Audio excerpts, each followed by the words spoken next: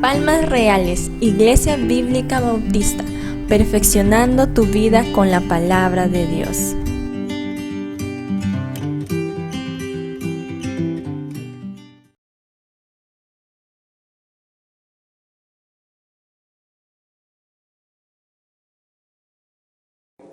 Estamos iniciando un corto estudio que lo va a llevar unos 3 domingos. Hoy sería el primero y 2 domingos más.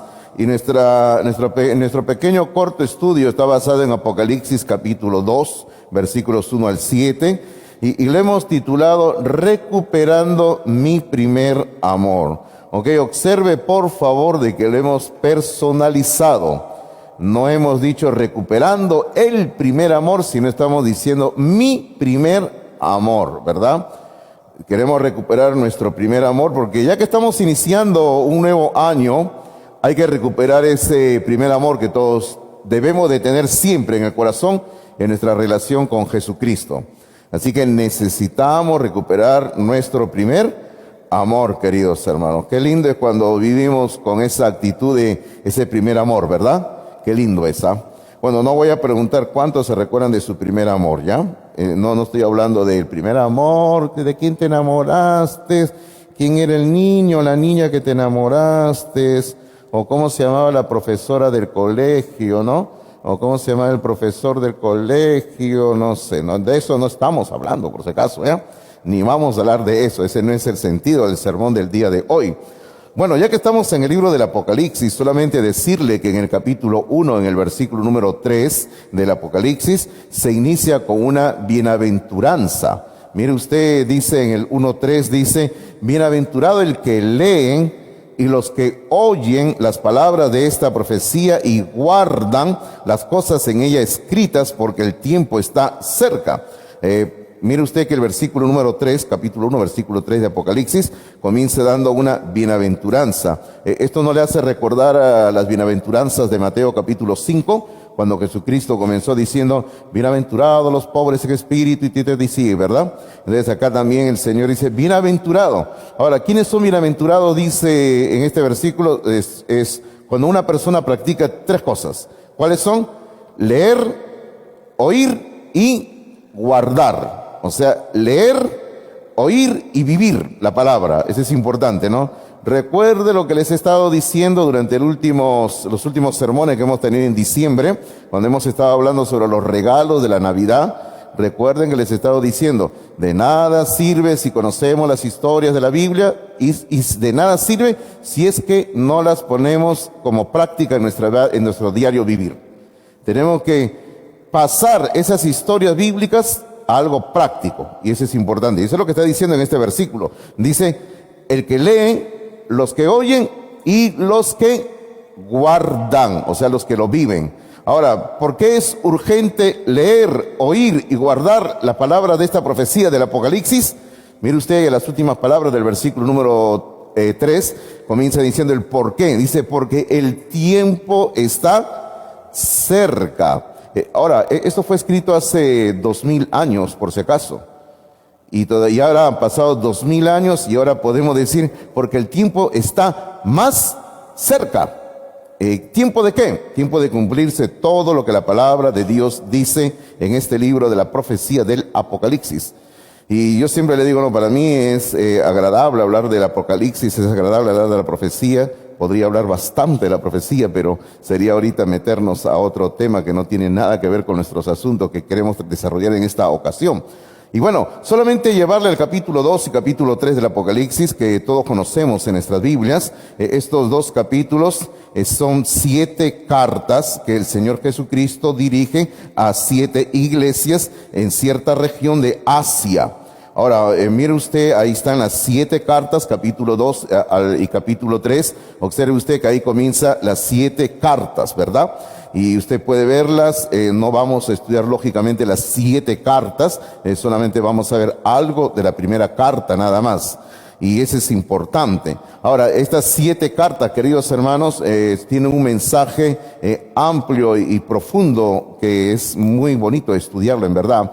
Hay una serie de Apocalipsis que nosotros todavía no hemos terminado, la estamos grabando, pero ustedes tienen el acceso directo en la página de nuestra iglesia, en el Face de nuestra iglesia. Ustedes pueden entrar y ver. Creo que hemos grabado como 12 o 15 lecciones, no recuerdo, pero todavía tiene como para unas 25 o 30 lecciones más. Lo que ocurre es que estábamos grabando todo el asunto, lo estábamos haciendo y eso ya ocurrió hace ya casi 2 años atrás, cuando yo me enfermé del COVID. Y bueno, ustedes saben todo lo que ocurrió también. Mi esposa partió la presencia del Señor y bueno, vino un poco de desánimo, pues, ¿no? Entonces lo hemos dejado ahí pendiente. Así que, pero lo vamos a completar más adelante. Pero ahí en esas lecciones que está grabada del Apocalipsis en la página de la iglesia, usted puede encontrar un estudio bien detallado de cada una de estas cartas del Apocalipsis capítulo 2 y capítulo 3. Y lo interesante es que juntamente con los videos, las lecciones en video, le damos acceso a material escrito que usted puede imprimir y usted puede llevar sus apuntes de la lección que se dan ahí. Todo es gratuito, por si acaso, ya no hay ningún costo. Bien, ahora en sus notas decimos las cartas a las 7 iglesias y les quiero decir 3 cosas importantes sobre estas cartas. Primeramente, Jesús habló a 7 iglesias locales que funcionaban alrededor del año 95 después de Cristo, en lo que hoy es el país de Turquía. Ahora, ¿por qué es importante saber esto? Porque no eran iglesias imaginarias, no eran iglesias que fueron inventadas, sino que eran iglesias que existieron realmente. Y podemos decir que inclusive estas ciudades a las cuales se dirigió estas 7 cartas del Apocalipsis capítulo 2 y capítulo 3, todavía estas ciudades existen hoy en día. Se pueden encontrar los restos, se pueden encontrar las ciudades, y es importante saber que fueron iglesias que realmente existieron. Eran iglesias locales a las cuales Cristo les escribió estas 7 cartas. Lo segundo que podemos decir es que Jesús también habla a 7 eras. 7 eras de la historia de la iglesia. Y eso es también algo muy, muy importante, queridos hermanos. Yo durante muchos años, gracias a Dios, he tenido la bendición de enseñar el curso de historia de la iglesia en nuestro seminario. Y siempre yo entendía de que las 7 cartas del Apocalipsis indicaban el desarrollo de la historia de la iglesia a través de los siglos. Y bueno, Dios me permitió conseguir ahí unos apuntes de un pastor amigo y luego lo completé con lo que yo tenía de conocimiento y armamos un material que es como de 300 no sé cuántas páginas que enseñamos usando como guía las 7 cartas del Apocalipsis para estudiar toda la historia de la iglesia del Señor. Y realmente le quiero decir de que cada carta que encontramos acá cubre un periodo en la historia de la iglesia hoy en día. Así que yo le puedo decir que hoy en día, por ejemplo, nos encontramos viviendo un paralelo entre la carta número 6 y la carta número 7. Solamente como un dato que le doy de historia, ¿no? Por ejemplo, la carta número 6 es la iglesia de Filadelfia y también encontramos viviendo algo de la historia de la iglesia de Laodicea. Hoy en día hay iglesias que son como la de Filadelfia, iglesias muy amorosas, iglesias que están esforzándose en cumplir la obra de Dios, pero hay iglesias que son como de Laodicea, que son iglesias que le han dado totalmente las espaldas al Señor Jesucristo. Porque mire usted que Apocalipsis 3:20 encontramos el famoso versículo que dice: he aquí, yo estoy a la puerta ahí y llamo, ¿no? Ahora, yo siempre digo, ese versículo de Apocalipsis 3:20, he aquí, yo estoy a la puerta y llamo, ¿a quién le está escribiendo el Señor? ¿A un inconverso? No le está escribiendo a un inconverso. ¿A quién le está escribiendo? A la iglesia. O sea, cuando usted entiende ese detalle, el chip ya cambia, ¿sí o no? O sea, claro, podemos usarlo para ganar almas para Cristo, decirle a un inconverso, el Señor quiere entrar en tu vida, es válido.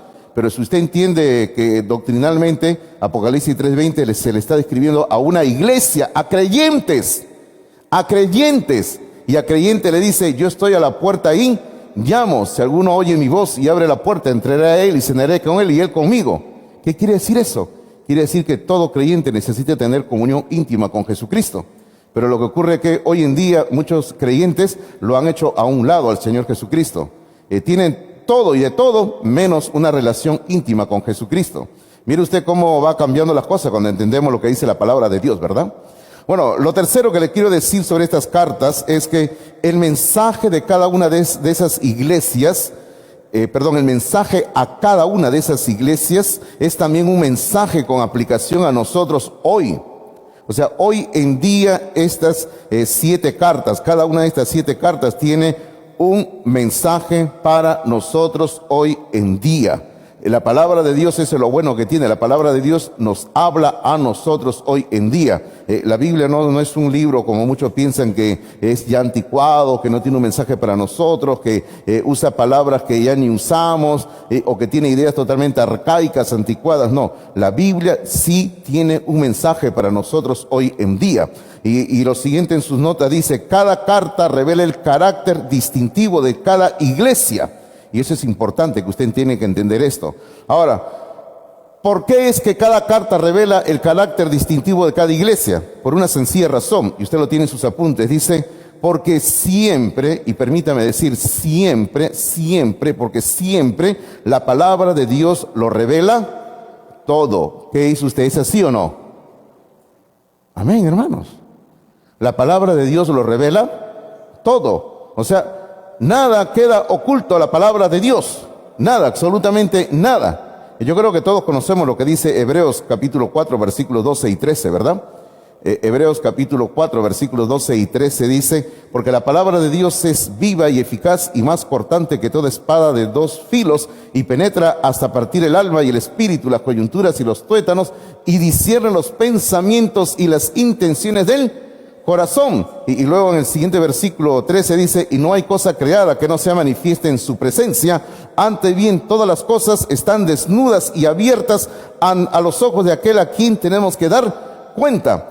Quiere decir que cuando la palabra de Dios permitimos, y ojo, y uso la palabra permitimos, porque a veces no lo permitimos nosotros, pero cuando permitimos que la palabra de Dios penetre en nuestra vida, hermano, todo lo que está fuera de orden, fuera de lugar o lo que está mal, sale a la luz, sale.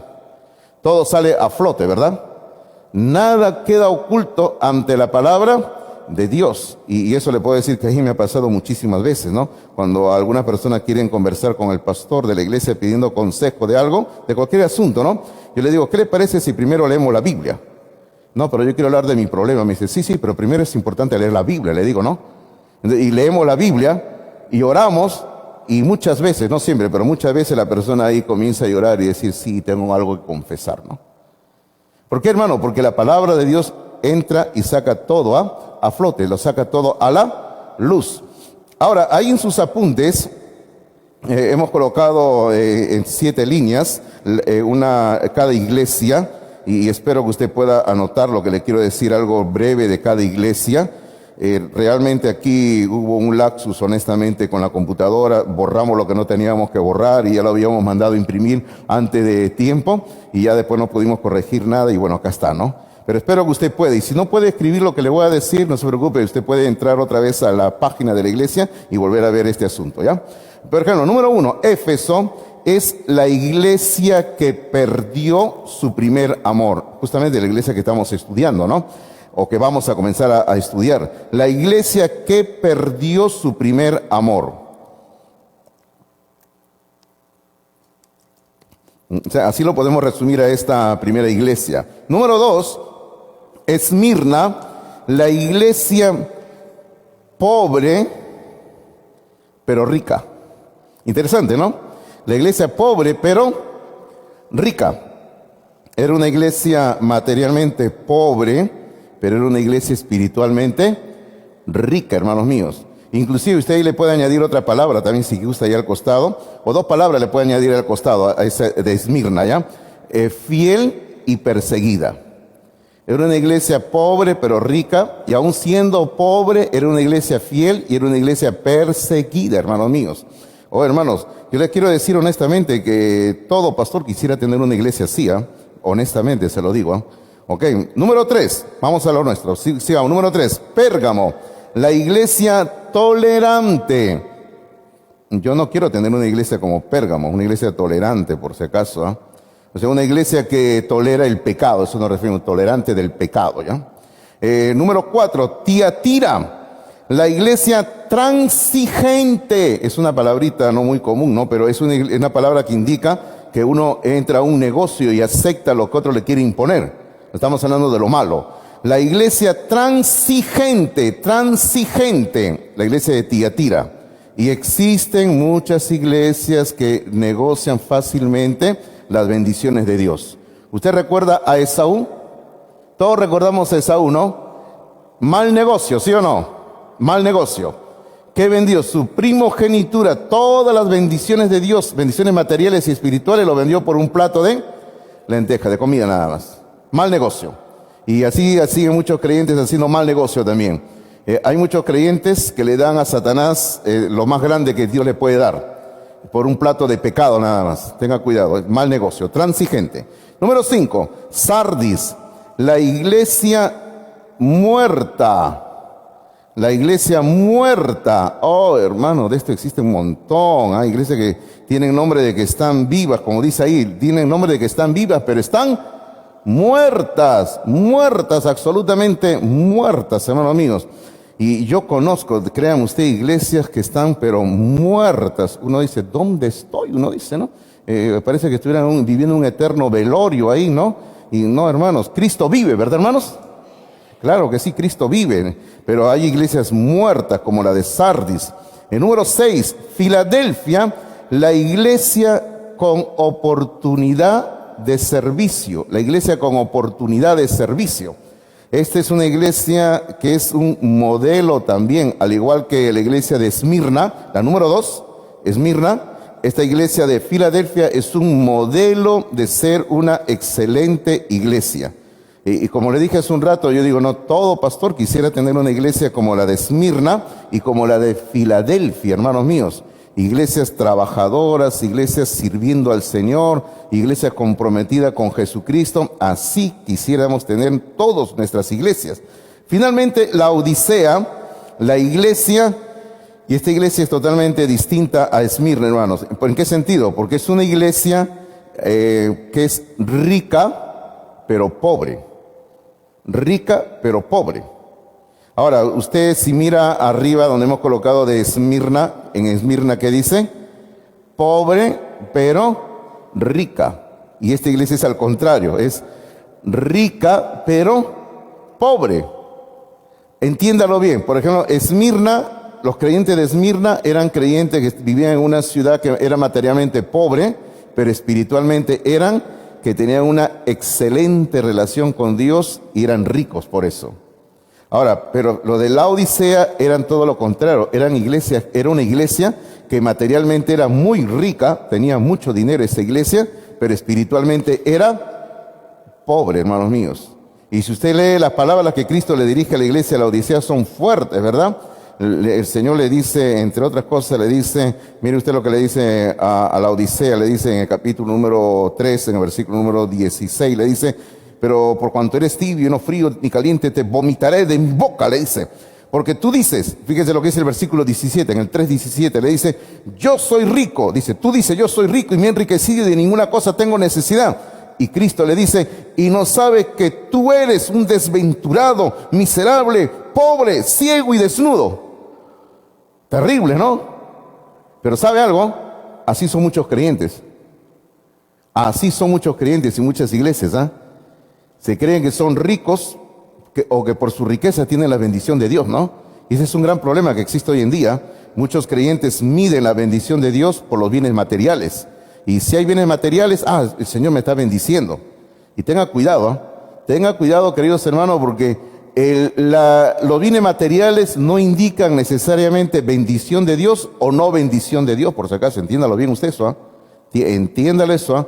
Uno puede ser como la iglesia de Esmirna, pobre pero rico, y eso es lo que queremos todos los creyentes. Ok, ahora, lo que nosotros vamos a hacer en estos 3 domingos, empezando hoy, es ver la iglesia de Éfeso, ¿ya? O sea, capítulo 2, versículo número 1 al 7, por favor, capítulo 2, versículo 1 al 7, leemos la palabra del Señor, capítulo 2, versículo 1 al 7, dice así, leemos esos versículos, ¿ya? Dice, escribe al ángel de la iglesia en Éfeso, el que tiene las 7 estrellas en su diestra, el que anda en medio de los 7 candeleros de oro, dice esto, yo conozco tus obras y tu arduo trabajo y paciencia, y que no puedes soportar a los malos, y has probado a los que se dicen ser apóstoles y no lo son, y los has hallado mentirosos. Versículo número 3, estamos en el capítulo 2, versículo 3 ahora.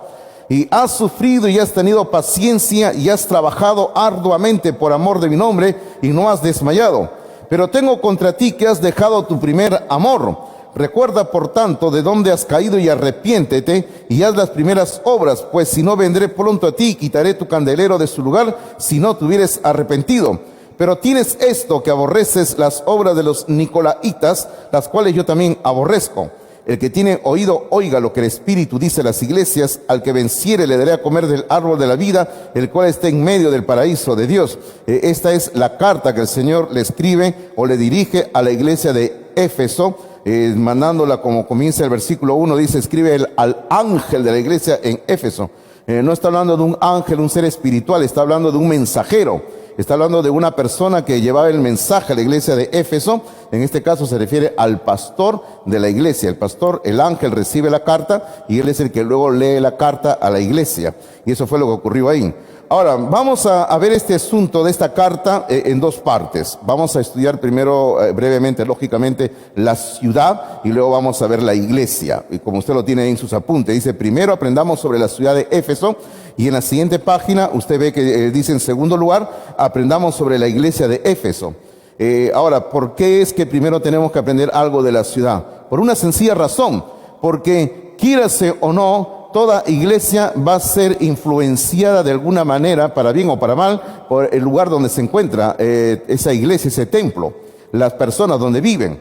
Entonces tenemos que entender cómo era la ciudad de Éfeso para entender también cómo era esta iglesia de Éfeso también. Entonces vamos a decir rápidamente algunas cositas sobre esta ciudad, ¿sí? Número 1, era conocida como una gran ciudad del primer siglo. Y ahí vamos a decir 4 cosas que le hacían grande esta ciudad. Primero, número 1, se le llamó la luz de Asia. La luz de Asia. Ahora, ¿por qué Asia? Porque esta iglesia se encontraba la ciudad todavía existe de Éfeso, se encuentra en la región de Asia, el continente asiático, Asia Menor, como hemos dicho al comienzo, línea más arriba, en lo que hoy en día es el país de Turquía. Ahora, ¿por qué se le llamaba la luz de Asia? Ustedes recuerdan que hace buen tiempo atrás, estamos hablando de los años 40, 60, por ahí, a esta ciudad, París, en Francia, la capital de Francia, se le llamaba la ciudad luz. Y acá también a esta ciudad se le llamaba la luz de Asia. Ahora, ¿por qué se le llamaba a París la ciudad luz? Porque París en su momento fue el centro de la cultura a nivel mundial. Las personas iban a estudiar a esa ciudad, ahí estaban los mejores escritores, las mejores bibliotecas, los mejores museos, y toda persona que se preciaba de ser una persona estudiosa, intelectual, se dirigía a París para aprender un poco sobre la cultura. Entonces, lo mismo era con Éfeso, era una ciudad importante porque ahí había mucha cultura, mucho intelecto. Lo segundo, letra B, en sus notas dice, fue la entrada a Asia. Ahora, esto también tiene sentido. O sea, todos los que se dirigían a Asia llegaban a este puerto. Y eso también le trajo problemas a la larga a esta ciudad por ser un puerto.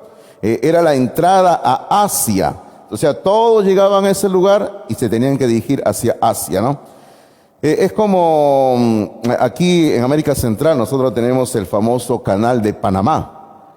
Ustedes, no sé, creo no todos podamos conocer el Canal de Panamá, pero lo hemos visto en televisión, en fotos, en libros. Y sabemos que el Canal de Panamá comunica los dos océanos, el Océano Pacífico y el Océano Atlántico. Y ahí el Canal de Panamá es un lugar donde llegan los barcos que quieren ir de un océano al otro y por ahí atraviesan y cortan camino, por decirlo así, ¿verdad? Usted eso lo sabe muy bien. Imagínense un barco que viene de Europa, ya no tiene que ir hasta donde termine el continente América del Sur y luego subir para ir a esta parte de los Estados Unidos. Solamente va por el Canal de Panamá, atraviesa y corta camino. Bastante camino cortan por ahí. Pero al mismo tiempo, el Canal de Panamá es un puerto donde llega mucha gente de todo el mundo. Y eso, hermanos míos, tiene su lado bueno, pero también tiene sus lados muy malos también, como lo vamos a mencionar en un momento. Y era lo mismo con esta ciudad, Éfeso. Era la entrada a Asia. Letra C. fue la ciudad más visitada de toda Asia. Y ahí solamente le estamos dando vuelta al asunto nada más. Ya era la ciudad más visitada porque todo el mundo llegaba a esta ciudad por su cultura, era un puerto importante y la gente llegaba y visitaban a esta ciudad. Siempre habían turistas en Asia, en Éfeso, hermanos. Letra D, tuvo distinciones políticas muy importantes. ¿Por qué? Porque era una ciudad clave, entonces los romanos a través de su historia le dieron reconocimientos políticos y era una ciudad que tenía cierto estatus dentro del imperio romano. Ok, hasta ahí todo parece bonito, ¿verdad? Hasta ahí parece todo hermoso, precioso, y es como cuando uno mira en la televisión una de esas ciudades europeas y uno dice, yo quisiera vivir en esa ciudad, dicen algunos, ¿no? Así siempre vemos, ¿sí o no? Vemos ciudades bonitas en la televisión, nosotros en la televisión, ¿qué no daría yo por vivir en esa ciudad? Pero no se guíe por lo que ve, por si acaso, ¿no? Que no le muestren solamente la parte bonita de una ciudad, porque usted sabe que toda ciudad tiene su lado feo, ¿sí o no?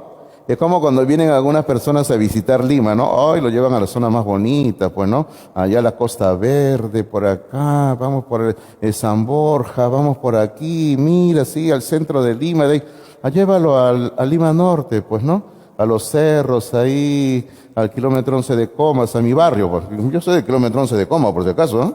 Ya yo he crecido ahí, por eso le hablo con base, ¿no? Llévelo a la parte alta, al cementerio, llévelo a Belaúnde, por ahí, llévelo más al fondo. A ver, llévelo donde trabajan mis hermanos a Río Seco, pues, ¿sí o no? A ver, ¿quién va a llevar a un turista por allá? No lo llevan, ¿sí o no?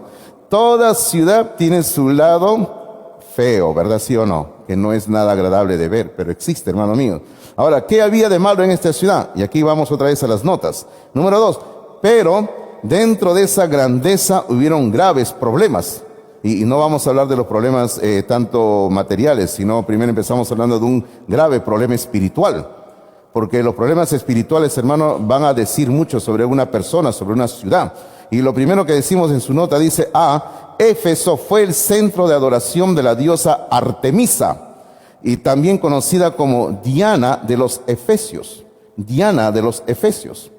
Ahora, la diosa Artemisa, hermanos míos, bueno, si usted busca información en internet, pero como siempre le ruego, no lo haga ahora para que no se entretenga, era un ídolo que se había comenzado a fabricar con otros nombres desde muchos siglos antes, cuando toda la idolatría comenzó en Babilonia. En Génesis encontramos nosotros a Nimrod, que comenzó ahí. Nimrod fue el constructor inicial de Babilonia y ahí comenzó la idolatría. Y la idolatría fue pasando a otras ciudades y los ídolos, los dioses, las diosas iban cambiando de nombre y de formas, y así se iba adaptando a cada cultura hasta que llegaron aquí al imperio inca también, por si acaso. Porque todo comenzó allí en Babilonia, por si acaso, hermano mío. La idolatría que tuvieron nuestros incas acá del sol no es algo nuevo. Ya tenía sus inicios en Babilonia, queridos hermanos. Ahora, y una de esas diosas era Artemisa, que se le adoraba con diferentes nombres. Y los efesios la adoraban como la diosa Diana. Ellos la veneraban, la adoraban. Y ahí en Éfeso le habían hecho literalmente un tremendo templo, hermanos míos. Un tremendo edificio le habían hecho. Era tan grande, todo de mármol. Se dice que durante pleno sol brillaba ese templo. Y toda la gente iba para conocer el templo de la diosa Diana. Ahora, a esa ciudad llegó Pablo con el mensaje de Dios. Y si usted lee, y anote ahí la cita para que usted lo pueda leer luego, no ahora. Y si usted lee Hechos capítulo 19, Pablo llega a esta ciudad de Éfeso en Hechos capítulo 19. Solamente estamos mencionando la cita, nada más no lo vamos a leer. Pero si usted lee Hechos capítulo 19, encuentra que Pablo llega a Éfeso y predica la palabra de Dios. Hermano, y una de las primeras cosas que Pablo encuentra ahí, fíjese, en ese lugar encuentra que había doctrina cristiana equivocada. Usted va a encontrar eso, léalo, por eso le digo, usted va a encontrar que había doctrina cristiana equivocada, y ese es otro asunto. Pero luego Pablo comienza a predicar y comienza a atacar el tema de la idolatría. ¿Por qué? Porque en Éfeso se adoraba inmensamente por todos lados a la diosa Diana, y Pablo ahí se metió en serios problemas. Y si usted lee capítulo 19 va a encontrar que ¿quiénes fueron los que estaban protestando contra Pablo? Los fabricantes de dioses y los fabricantes de templos. ¿Cómo es eso? Cuando usted va a un lugar a visitar, por ejemplo, si usted se va a Machu Picchu, usted va a encontrar ahí en Machu Picchu, ahí abajo en la ciudad, ¿cómo se llama Agua Caliente, gracias. Hay Agua Caliente, usted va a encontrar este pueblo. Usted va a encontrar que le quieren vender pequeñas réplicas de Machu Picchu, de todos los tamaños, usted va a encontrar, de todos los colores, ¿ah? Usted va a encontrar desde llavero con Machu Picchu, va a encontrar hasta tremendo set que usted puede comprar, ¿no? Y no solamente eso, sino encuentra de todo ahí para comprar, y todos los turistas andan comprando. Ay, qué bonito lleva, ¿no? El problema es que cuando llegas a tu casa después no sabes qué hacer con eso, ¿no? ¿Ya? Uno se emociona cuando está ahí de visita, ¿no? Ay, quiero llevarlo, ¿no? Pero luego cuando estás en tu casa, ¿qué haces con eso, verdad? Entonces, cuando la gente iba a Éfeso, había gente que negociaba también fabricando pequeñas diosas dianas de todos los tamaños. Y eso les ocasionaba un gran negocio. Y no solamente fabricaban diosas dianas, sino también templos. Del gran templo que había ahí del edificio hacían pequeñas réplicas de todos los tamaños. Y hermano, y cuando Pablo llega, la gente se comienza a convertir a Cristo. Y la gente comienza a dejar la adoración de esta diosa. Y eso les ocasionó un grave problema a los que fabricaban templos y diosas. Y ahí es donde quisieron matarlo a Pablo, ¿verdad? Y lea usted Hechos 19 y usted va a encontrar ahí una historia fascinante para que usted se deleite el día de hoy leyéndolo en su casa, ¿ya? Pero eso era lo que había ahí en Éfeso. Lo segundo, letra B, también fue un centro de criminales y de inmoralidad. Criminales y de inmoralidad. Hace un momento hablábamos de que era un puerto. Justamente, esa es la consecuencia cuando una ciudad se convierte en un puerto. Eso es lo que, por ejemplo, las personas que yo conozco aquí en Chancay están reclamando. Yo he conversado con varios de los hermanos de Chancay, porque usted sabe que ahora el proyecto peruano del gobierno es convertir Chancay en un megapuerto, ¿no? Lo están haciendo. Y los hermanos de Chancay, algunos se quejan y dicen, ay, pastor, esto va a traer una perdición única aquí en el puerto. Porque van a llegar barcos, van a llegar hombres, van a llegar mujeres. Acá van a colocar por todos lados cantinas, licores, clubes nocturnos. Y esto se va a volver un lugar pero de perdición. Y es cierto, hermanos, eso va a ocurrir. Entonces yo, tratando de animar a los hermanos, le digo, bueno, pero ustedes prediquen la palabra. No queda otra, ¿verdad? Hay que predicar la palabra de Dios en tiempo y fuera de tiempo. Entonces lo mismo ocurrió aquí en Éfeso. Como era un puerto importante, había muchos criminales y había mucha inmoralidad. Hermanos, esa era la ciudad de Éfeso, donde Pablo llegó y estableció una iglesia. Y es a esta misma iglesia que años después el Señor Jesucristo le está dirigiendo esta carta de Apocalipsis capítulo 2, versículos 1 al 7. Entonces la segunda parte ahora de nuestro sermón es aprendamos sobre la iglesia de Éfeso. Aquí vamos a ver, porque ya tenemos una radiografía de la ciudad, ahora veamos qué ocurre con la iglesia de Éfeso. Bueno, siguiendo casi el mismo esquema de lo anterior, lo primero que podemos decir es que era conocida como una gran iglesia del primer siglo. Y eso es cierto. Esta iglesia de Éfeso llegó a tener una fama mundial, hermanos míos. Estamos hablando ahora de la iglesia y le voy a dar ahí 5 razones por las cuales era una iglesia muy conocida, muy famosa en esa época. La primera razón, porque fue fundada por el apóstol Pablo. Pablo fundó esta iglesia. Ahora, no fue la única iglesia que Pablo fundó. Pero más adelante esto, créame usted hermano, que esto le trajo serios problemas a las iglesias que fueron fundadas por un apóstol. ¿Sabe por qué le trajo serios problemas a las iglesias que fueron fundadas por un apóstol? Porque si usted lee un poco la historia de la iglesia, va a encontrar una situación que se conoce en la historia de la iglesia como los patriarcados. ¿Qué son los patriarcados? Cuando comenzó a surgir el movimiento que luego dio forma al sistema de la iglesia católica romana. Entonces, las iglesias que querían controlar a las demás iglesias, porque siempre ha existido eso, iglesias en una ciudad que quieren controlar a las iglesias de una región, apelaban al hecho de que habían sido fundadas por un apóstol. Y comenzaron a inventar cuentos, algunas que acá la fundó fulano, la fundó sutano, la fundó mengano y todo, ¿no? Habían iglesias que decían que nunca había llegado un apóstol ahí y decían, aquí está enterrado el apóstol tal. El problema era que ese mismo apóstol estaba enterrado en varios lugares. Y así andaban, ¿no? Y había algunos, no, que acá está la cabeza del apóstol y ahí está su brazo, decían, ¿no? Y así era, hermano. Por ejemplo, la gran mentira de la Iglesia Católica, ¿cuál es? Una de las grandes mentiras es de que la Iglesia de Roma fue fundada por el apóstol Pedro. Eso es mentira totalmente, hermanos. Y dice, no, entonces la fundó Pablo. Pablo tampoco fundó la Iglesia de Roma. Por si acaso, hermanos míos. Ningún apóstol fundó la Iglesia de Roma, hermanos míos, por si acaso. Así que no le den un cuento que es falso totalmente. Pero este asunto es de que la iglesia de Éfeso fue fundada por el apóstol Pablo. Lo segundo, se le dirigió una epístola. ¿Cuál epístola, pastor? La epístola a los Efesios, pues, ¿no?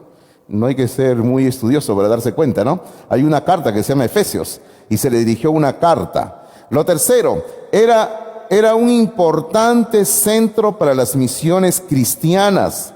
Era un importante centro para las misiones cristianas. Y de aquí le voy diciendo de que en Éfeso surgió, como en otros lugares, lo que hoy en día nosotros llamamos seminarios. Bueno, en aquel tiempo se le llamaba escuelas. Una escuela, un seminario donde los hombres eran capacitados, se les enseñaba la palabra de Dios, la Biblia, para prepararlos para las misiones, para ser pastores, para ir a otros lugares. Y en Éfeso, durante mucho tiempo funcionó una escuela, un seminario donde se enseñaba la palabra de Dios. Lo cuarto, letra D, fue pastoreada por el apóstol Juan hasta su muerte. Hermano, y esto fue una gran bendición, ¿ah? ¿Por qué? Porque fue la única iglesia que hubo un periodo en la cual tenía un apóstol vivo. Ustedes recuerdan siempre que el apóstol Juan fue el último apóstol en morir del Señor Jesucristo, ¿verdad? Él murió a fines de los 90, algunos hablan por el año 100, un poquito más del 100, pero por ahí murió el apóstol Juan. Pero Juan fue el único apóstol de Jesucristo que quedó vivo durante mucho tiempo. Ya habían muerto todos los apóstoles, todos habían muerto. El único apóstol, el único hombre que había andado con Jesucristo era Juan. Y eso convirtió a esta iglesia, y ahí la letra E, a causa de esto muchos cristianos acudían a Éfeso para buscar ayuda espiritual para sus vidas e iglesias. Claro, porque todos decían, ¿no? Cuando tenían una consulta que hacer, decían, vamos a Éfeso, porque ahí está el anciano Juan, así le llamaban, el anciano Juan, y a él le vamos a consultar qué tenemos que hacer en esta situación. Y hermano, y Éfeso se convirtió en una iglesia muy importante por eso. Por ejemplo, cuando Juan escribe su libro del Apocalipsis, él estaba preso en una isla llamada Patmos, y luego cuando él sale de esta isla donde estaba preso, luego de escribir el Apocalipsis, Juan, él regresa a la ciudad de Éfeso y sigue siendo el pastor de esa iglesia. Él antes había sido pastor, lo metieron a la cárcel por ser predicador del evangelio, recibe la revelación del Apocalipsis en la isla, y luego cuando él sale de la cárcel, él regresa a la ciudad de Éfeso, y ahí él va a seguir predicando la palabra de Dios hasta su muerte. Hermano, este hombre fue un tremendo hombre de Dios, ¿eh? Juan, en verdad. Ahora, sin embargo, número 2, en sus notas, Jesús mismo enumeró sus virtudes. Si usted me permite que podamos leer otra vez en el capítulo 2 de Apocalipsis, los versículos 2 y 3, por favor. Capítulo 2, versículos número 2 y 3, donde el Señor Jesucristo nos da las virtudes de esta iglesia. Mire lo que dice versículo número 2 y 3, dice, yo conozco tus obras y tu arduo trabajo y paciencia, y que no puedes soportar a los malos, y has probado a los que se dicen ser apóstoles y no lo son, y los has hallado mentirosos. Y has sufrido y has tenido paciencia y has trabajado arduamente por amor de mi nombre y no has desmayado. Oh, hermanos, y ahí permítame decir algo antes de poder ir a los apuntes. Le quiero decir de que aquí el Señor está diciendo cosas muy buenas que ¿qué iglesia no quisiera oír de parte del Señor? El Señor Jesucristo está reconociendo que era una iglesia sencillamente muy trabajadora, muy dedicada. Eso es lo que Cristo está diciéndole a esta iglesia. Pero vamos a nuestros apuntes para poder resumir lo que hemos leído, ¿sí? Ok, lo primero, letra A. El ministerio que llevaban a cabo. Cristo reconoce eso. Que ellos tenían el ministerio que llevaban a cabo, o sea, una gran labor, un gran trabajo hacían en esta iglesia. Letra B, el esfuerzo que ponían en todo lo que hacían, es como por decir, todo lo que nosotros hacemos tenemos que hacerlo con ganas, ¿sí o no, hermanos? Con ganas, con fuerza y con dedicación. Así tenemos que hacer las cosas para la gloria de Dios. Lo tercero, letra C, su denuedo. Esa palabra la hemos visto varias veces en el libro de Hechos. ¿Recuerdan ustedes cuando hemos estado estudiando varias veces Hechos? Lo hemos visto, lo hemos repetido, lo hemos estudiado esa palabra denuedo, ¿no? ¿Qué cosa quiere decir denuedo? Valor. Por eso dice ahí, letra C dice, su denuedo, la valentía que acepta los sufrimientos y las dificultades y las convierte en gracia y gloria. Eso necesitamos, hermanos míos, ser cristianos valientes. Hermano, recuerde usted que el Señor claramente en su palabra dice que Él no nos ha dado espíritu de cobardía, sino que nos ha dado un espíritu de valor, de valentía, de dominio propio, ¿verdad? Así nos ha dado el Señor ese espíritu. Hermano, si usted tiene un espíritu de cobardía, busque ayuda del Señor Jesucristo urgentemente, ¿verdad? Algunos tienen miedo, no sé de qué, pero hermano, hay que buscar ayuda en el Señor Jesucristo. Y necesitamos tener denuedo como cristianos. Letra D, ellos no toleraban a personas malas. Y luego ahí, en lo que hemos leído en su momento, se menciona a una persona que, por ejemplo, a uno que se decían ser apóstoles y no lo son. Más adelante, en este mismo versículo que hemos leído, se habla de unos hombres que eran los nicolaitas. ¿Quiénes eran los nicolaitas? Eran personas que enseñaban cosas sencillamente falsas. La historia dice que en ese lugar había un hombre que se llamaba Nicolás, y ese Nicolás enseñaba cosas falsas, enseñaba diciendo de que alguien tenía que controlar, gobernar a las iglesias. ¿Y eso no le hace pensar en algo a usted? Sistema católico romano, ¿verdad? Porque las iglesias no tienen que ser controladas por ningún hombre. El único que controla a las iglesias es Jesucristo, hermanos míos. Cada iglesia local se organiza y bajo la dirección de su líder o sus líderes sirven al Señor. Y nosotros no necesitamos ser controlados por otra iglesia, ¿verdad? Cada iglesia local es dirigida por el Señor Jesucristo. Ok, letra E. Dice que ellos ponían a prueba a aquellos que decían ser algo que en verdad no eran. Y eso es excelente. Así tiene que ser. Hay que probar. Dice en la letra E, dice ellos ponían a prueba. Hay que probar a gente que dice ser creyente. Pero a ver, vamos a ver si son realmente creyentes, ¿verdad? Hermano mío, usted supiera cuántas personas vienen durante la semana aquí al templo contando las historias que usted ni se imagina. Si algún día yo me hubiera puesto a escribir las historias que me vienen a contar, yo tendría un buen libro para editar, historias que quieren darle a los pastores, ¿no? Pero hermano, viene gente y nos cuentan las historias y un hermano mío, uno ya sabe, esta persona está tratando de sorprenderme, de engañarme. Y por eso yo siempre le digo, hermano, cuando alguien venga y le diga, ¿me puede dar el número del pastor de la iglesia? Algunos de ustedes, sí, con gusto. Y usted ni sabe quién es, ¿no? Usted sabe cuántas personas me llaman a mí, hermanos, diciéndome, pidiendo ayuda. Y contándome tantas cosas. ¿Y quién es usted? Le digo, ¿no? Yo ni lo conozco. Pero por eso le digo, hay que tener un poquito de criterio, ¿verdad, hermanos míos? Pero hay muchas personas así que siempre quieren engañarnos, sorprendernos. Hay que tener mucho cuidado. Ahora, pero, número 3, había un gran problema. Y es ahí donde entramos al asunto.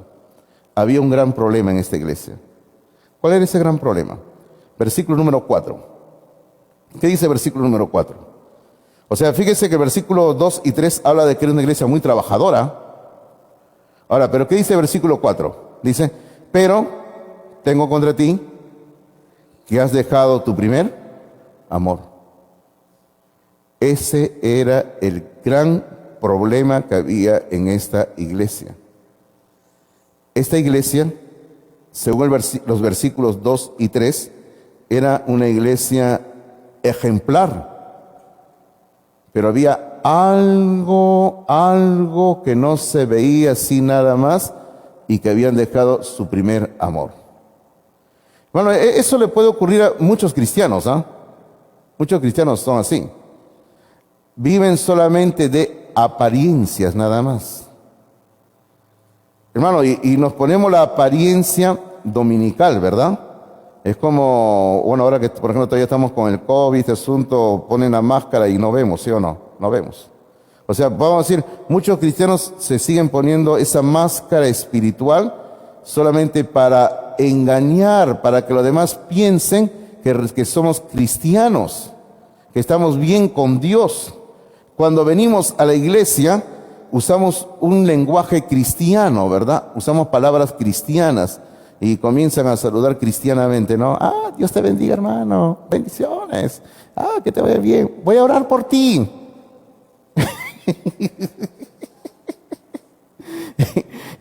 Pero son las palabras que usamos, son hermanos. Así hablamos, ¿verdad? Entramos con la Biblia bajo el brazo, ¿no? ¿Verdad? Así entramos.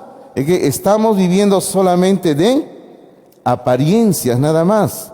Pero en el fondo del corazón, se halla sobre muchos de nosotros este examen que Cristo hace. Aquí en el versículo 4 dice, pero tengo contra ti que has dejado tu primer amor. Bueno, estamos iniciando el año, un nuevo año. Yo sé que muchos de ustedes han tomado decisiones que hacer este nuevo año, ¿verdad? Voy a viajar a otro país, voy a estudiar, voy a bajar 20 kilos de peso, me voy a leer durante el verano 50 libros que tengo ya amontonados en la biblioteca hace 80 años, desde mi bisabuelo, ¿ya? Este año me voy a levantar temprano a las 5 de la mañana y me voy a correr toda la avenida Izaguirre, desde la Panamericana hasta la Canta Callao, y de vuelta voy a correr así, y voy a pasar por la iglesia sacándole la lengua al pastor Hidalgo, ¿ya? Ahí voy a correr. Bueno, hermanos, somos expertos en tomar resoluciones, ¿verdad? Y hay que tomar decisiones, sí. Pero ¿cómo está nuestra relación con Dios?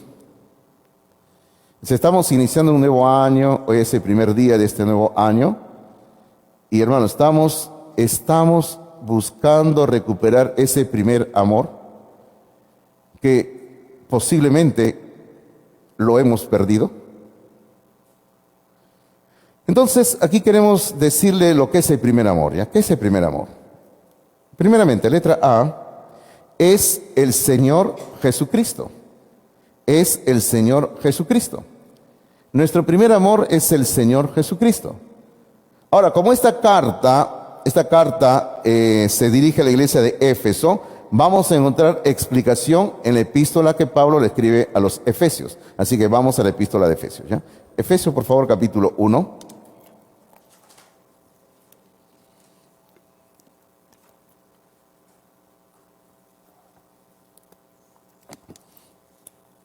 Efesios, por favor, capítulo número 1.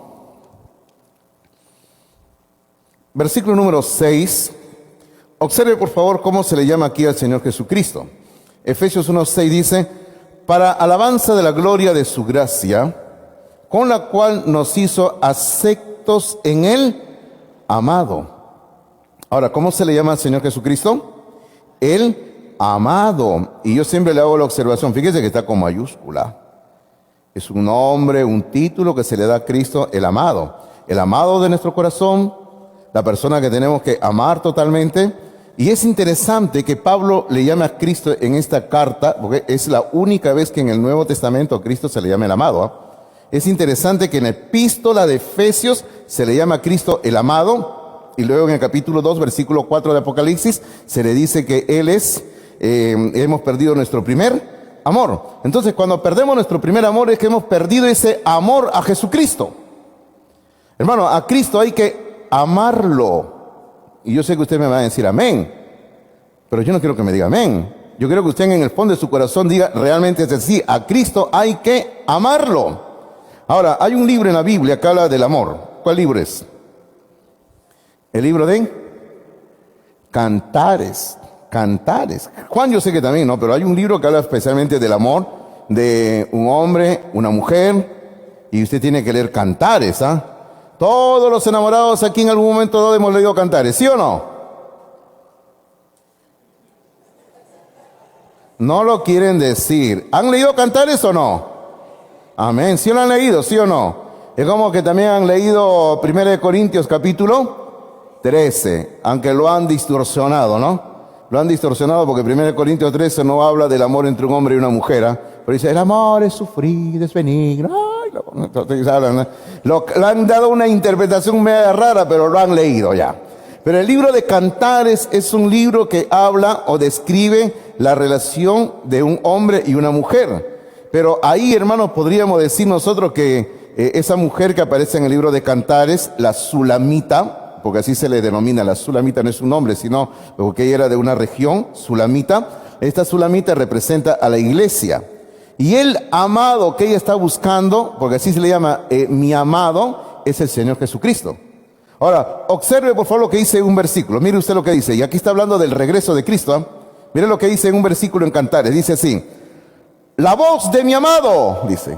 Así dice. La voz de mi amado. He aquí, Él viene, saltando sobre los montes, brincando sobre los collados. Hermano, eso está en Cantares, capítulo 2, versículo número 8. Está hablando la voz de mi amado, dice. Y que lo que ocurre es que la novia, Cristo, está oyendo la voz de su amado Jesucristo. Y el amado dice, Él viene, dice, saltando sobre los montes, brincando sobre los collados. No es que Cristo viene pronto por la iglesia. Y ese Cristo que viene pronto por la iglesia tiene que ser nuestro amado. Tenemos que amarlo, hermanos míos. Ahora, en sus notas hay algo que hemos colocado que cobra una realidad tremenda. Fíjense usted esto, mire lo que dice en su nota. Dice, la obra de Dios cobra más importancia que el Dios de la obra. Ojo, mire lo que dice, y eso es una triste realidad. A veces pensamos que por hacer la obra de Dios, meternos en activismo, en actividad, estamos honrando a Dios. No, hermanos. Por eso ese es el peligro que corremos. Luego en la siguiente línea dice, la iglesia de Cristo es más importante que el Cristo de la iglesia. Hermanos, siempre primero debe ser Cristo. Cristo. Si nosotros amamos a Dios, si nosotros amamos a Cristo, todo comienza a colocarse en su debido lugar, en su debido orden. Es como armar un rompecabezas. Por ejemplo, cuando yo armo un rompecabezas, hermanos míos, yo comienzo colocando las fichas de los bordes. Y una vez que coloco la ficha de los bordes, entonces ya todo comienza a entrar, ¿no? Para que entre. Más fácil es. Entonces lo mismo tiene que ser. Cuando nosotros amamos a Cristo, cuando nosotros amamos a Dios, todo va a encajar en su lugar. Ahora, ¿por qué hay desorden en muchas vidas de creyentes? Porque han olvidado su amor a Cristo Jesús, hermanos míos. Pensamos que lo que estamos haciendo, ese es el amor a Cristo. Y no está mal hacer, pero primero hay que tener una relación interna con Cristo Jesús cada día en nuestras vidas, hermanos míos. Eso es lo que necesitamos. Ese es como el amor en el matrimonio, ¿verdad? A veces algunos dicen, ay, ¿por qué se acabó el amor en el matrimonio? El problema, hermanos míos, es que no están alimentando el amor en la pareja. Ese es el problema. Es por eso que se casan, al comienzo todo está dando bonito, luego dice el amor se comienza a enfriar, ¿no? Porque viene un hijo, viene otro hijo, y ya no hay la misma relación, ya no tienen tiempo para la pareja, ya no conversan, ya no salen, ya no dialogan, y andan entretenidos con los hijos, y así se va pasando un año, otro año, otro año, otro año, y dicen, ay, el amor se acabó. Entonces, como el amor se acabó, nos vamos a separar. Y eso nos va a llevar al divorcio, ¿no? Y me busco otra mujer, y con otra mujer, ahí sí el amor renace, ¿no? Yo te voy a decir una cosa, la solución es otra mujer. Porque vas a experimentar lo mismo, o aún peor todavía. El problema viene a ser tu relación primeramente con Dios, y tu relación con tu pareja, con tu esposa, con tu esposo. El amor hay que alimentarlo, queridos hermanos. El amor hay que alimentarlo todos los días de nuestra vida. Y usted tiene que alimentar su amor con Cristo Jesús todos los días de su vida. Así tiene que ser, ¿verdad? Por eso que siempre la recomendación es, parejas, dense tiempo el uno para el otro. Ay, pastor, pero mis hijos tan chiquitos, encárgalo tercero, pues, ¿no? Ya, agárralo, llama a alguien, ¿no? Un hermano, una hermana de la iglesia, te pago 5 soles, cuídamelo un par de horas, ¿no? ¿Verdad, hermano? ¿Tiene que hacer eso, sí o no? Quiero salir con mi esposa un rato a tomar un poco de aire a la esquina. Imagínese usted la pobre esposa todo el día cuidando a los hijos ahí en la casa. Hay que sacarla también la esposa, ¿verdad, hermanos? Las esposas merecen un buen trato. ¿Amén, hermanas? Claro. Esposos, saquen a las esposas. ¿Amén? Ah, muy bien. Quiero ver resultados. Mándeme fotos hoy día saliendo las parejas. ¿Verdad? Mándeme fotos, quiero verlos, ¿ah? Así tiene que ser, ¿verdad? Ahora, y si hay hermanos mayores en la casa, que los hermanos mayores cuiden a los menores, pues, ¿no? Y que papá y mamá salgan. Así es, porque yo quiero ver a mis padres unidos en amor hasta que vivan en esta tierra. ¿Verdad, hermanos? Así tiene que ser. Yo no quiero ver a mi mamá y mi papá separados. Yo quiero ver a mi papá y mi mamá unidos cada día en amor. Entonces, la relación es importante. ¿Por qué hay cristianos que ya no están amando a Cristo? Porque no hay relación con Cristo. No hay relación con Cristo. Lo segundo, vamos avanzando. ¿Qué también es nuestro primer amor? Son nuestras primeras obras. Son nuestras primeras obras. Después de nuestra salvación, producto de haber conocido al Señor. Ese es, hermano mío, nosotros abandonamos también las primeras obras. Lo segundo, ¿no? Hemos dicho que nuestro primer amor es el Señor Jesucristo. En la letra B estamos diciendo que son nuestras primeras obras que nosotros comenzamos a realizar después de haber conocido al Señor Jesucristo. Ahora, queremos decir algo muy importante. Otra vez volviendo a la epístola de Efesios. En la epístola de Efesios se nos enseña que si bien no somos salvos por hacer buenas obras, nos enseña de que sí somos salvos para realizar buenas obras. Ahora, si usted no está haciendo buenas obras como creyente, entonces hay un problema. Tenemos que hacer buenas obras. Ahora, ¿dónde dice eso? Vaya conmigo a capítulo 2 de Efesios, versículo número 8 al versículo número 10. Efesios capítulo 2, versículo número 8 al versículo número 10. Dice así la palabra del Señor. Porque por gracia sois salvos por medio de la fe, y esto no de vosotros, pues es don de Dios. Gracias a Dios que la salvación es por gracia, ¿no? Y luego añade Pablo en el versículo 9, no por obras, para que nadie se gloríe. Qué hermoso, ¿verdad? Nadie es salvo por hacer obras. La única obra que necesitamos es la obra que Cristo hizo en la cruz.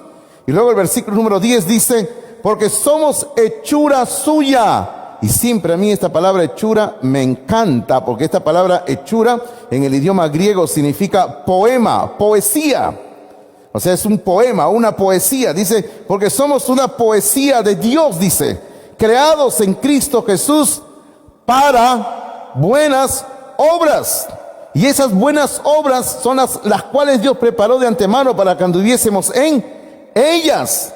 Y hermano, y podríamos citar otro versículo del Nuevo Testamento donde Pablo, por ejemplo, dice en otra parte que nosotros somos un pueblo celoso de buenas obras. Hermano, el creyente es llamado a vivir en esta tierra haciendo buenas obras. Y usted dirá, pastor, ¿y cuáles son las buenas obras? Bueno, no estamos hablando tanto, no digo que no lo sea, no estamos hablando tanto de que usted llega a la esquina y encuentra una abuelita que no puede cruzar la avenida y le tiene que ayudar a cruzar la avenida. Ah, ya hice mi buena obra, ¿no? O no estamos hablando tanto, y no digo que no está mal, perdón, no digo que no está bien. No estamos hablando tanto de que si una persona está pidiendo una moneda que usted le da, no estamos hablando de eso. Hay que hacer, sí, hay que ayudar al prójimo en todo, ¿no? Pero estamos hablando de esas obras que demuestran nuestro amor a Cristo. Por ejemplo, ¿qué obras? Y yo le voy a mencionar rápidamente 5, ¿ya? Y eso no está en sus apuntes, anótelo por ahí en algún lugar, ¿ya? Por ejemplo, 5 buenas obras que tenemos que hacer. Número 1, congregarse. Hoy agarré carne, ¿no? Congregarse. Asistir a la iglesia, esa es la primera, número 1, congregarse. Y ahí hay un grave problema con muchos creyentes, ¿ah? Solamente son de domingo en la mañana, nada más. Ya no vienen en la noche, no vienen el miércoles, y así, ¿no? Algunos de repente no los vuelvo a ver hasta el próximo año nuevo, ¿no? ¿Ya? Entonces hay que congregarse, hermanos míos. Eso demuestra, ¿no? Por ejemplo, cuando yo estaba en la primera etapa de mi cristianismo, hermano, yo no quería faltar nunca a ningún culto de la iglesia. Y yo les he contado que yo de niño iba a la iglesia, mis padres no iban a la iglesia. Y yo tenía que hacer las cosas en mi casa, esto, lo otro, todo, para que mi mamá me diera permiso para ir a la iglesia. Y yo llegaba a la iglesia y nunca me gustaba llegar tarde.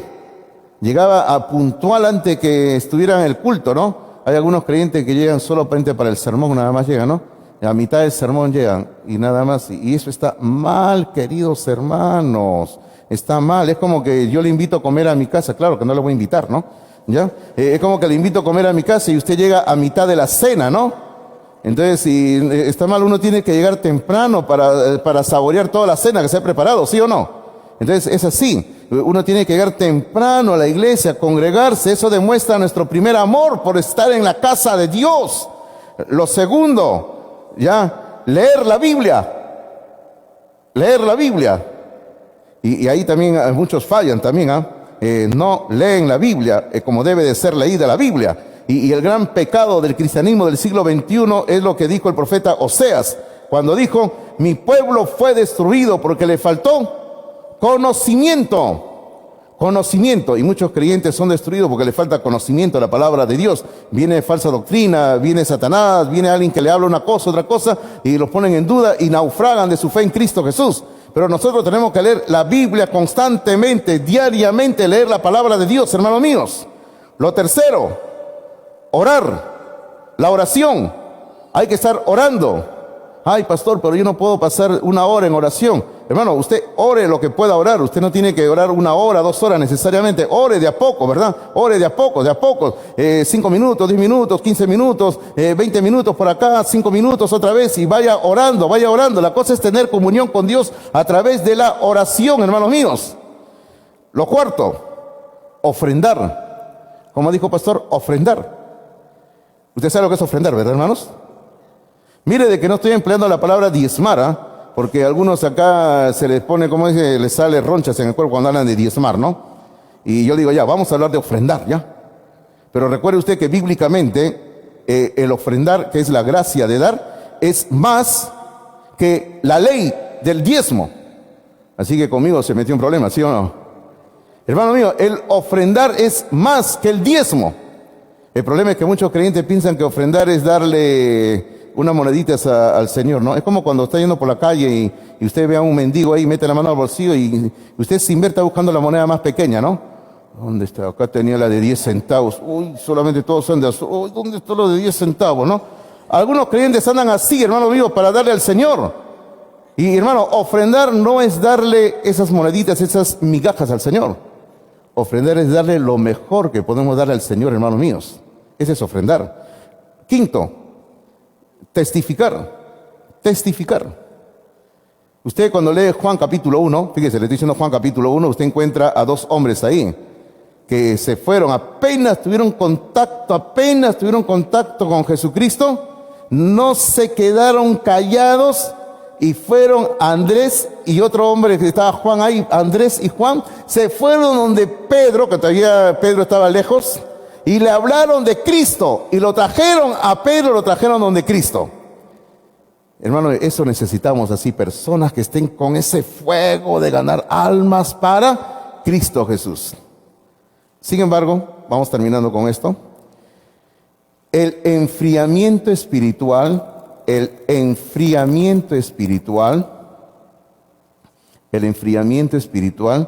es lento e imperceptible. Esa es una realidad, hermanos. Usted ni cuenta se da cuando se está volviendo una persona fría espiritualmente. Se lo repito, ¿ya?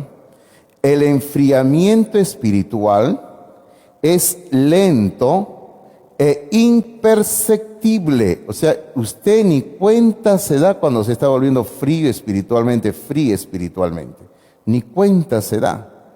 Usted no se da cuenta, hermanos. Otros pueden verlo, pero usted no se va a dar cuenta. Cuando usted deja de congregarse, cuando usted agarra en el fondo de su corazón y dice, bueno, el culto comienza a las 8, no importa si digo 8:40. Por ejemplo, no, porque no importa la alabanza, dice. Yo voy por el sermón nada más. Entonces son más espirituales, bueno, ¿ya? Voy por el sermón nada más. Está mal. O cuando usted agarra y dice, bueno, el Señor ya sabe y mis necesidades y no tengo que ofrendar. Usted se está enfriando espiritualmente, se está enfriando espiritualmente. Y como dice ahí en sus notas, por ejemplo, usamos las excusas de mucho trabajo, falta de tiempo, le da poca atención a la Biblia, le da poca oración y ahí podría ser un largo etcétera. Y así nos vamos enfriando espiritualmente.